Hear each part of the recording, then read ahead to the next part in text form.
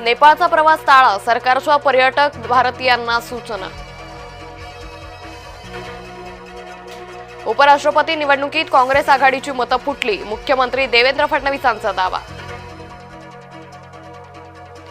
मतपत्रिकेच्या निवडणुकीतही आम्ही जिंकलो बरं, निशिकांत दुबे यांनी राहुल गांधींना डिवचलं। मंगळवारी झालेल्या निवडणुकीत भाजप आघाडीचे सीपी राधाकृष्णन जिंकले।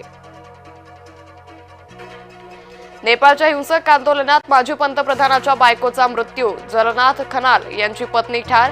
घरात घुसून लक्ष्मी चित्रकार यांना जमावानं केली होती मारहाण। बालेन शाह नेपाळचे नवे पंतप्रधान होण्याची शक्यता, लष्कर प्रमुखांशी चर्चा करून नवीन सरकार बनवणार, बालेन शाह यांची माहिती। राहुल गांधी यांच्या वागण्याची समाज माध्यमात चर्चा, उपराष्ट्रपती निवडणुकीच्या मतदानादरम्यान भलत्याच दिशेनं केले राहुल गांधींना आवरायला अधिकाऱ्यांची धावपळ। नेपाळप्रमाणे भारतातही अराजक पसरवण्याच्या विरोधकांचा डाव का?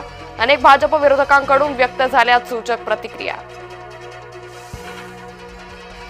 मुसलमानांवर भडकले प्रकाश आंबेडकर, काश्मीरात अशोक स्तंभ चिन्हावर धर्मांध मुसलमानांचा हल्ला, आंबेडकरांकडून धर्मांध मुसलमानांच्या वागण्याचा निषेध। समृद्धीची बदनामी करायचा छत्रपती संभाजीनगरात प्रयत्न, सावंगी दरम्यान समृद्धी महामार्गावर ठोकले खिळे, अनेक वाहनांचा टायर पंक्चर झाल्यानं वाहतूक खोळंबली। आयुष कोमकर हत्या प्रकरणी 6 आरोपींना 15 सप्टेंबर पर्यंत पोलीस कोठडी। संतोष देशमुख हत्या प्रकरणाची आज सुनावणी, कराड वगळून इतरांचा दोषमुक्तीसाठी अर्ज, आरोपींच्या अर्जावर न्यायालयाची भूमिका अपेक्षित।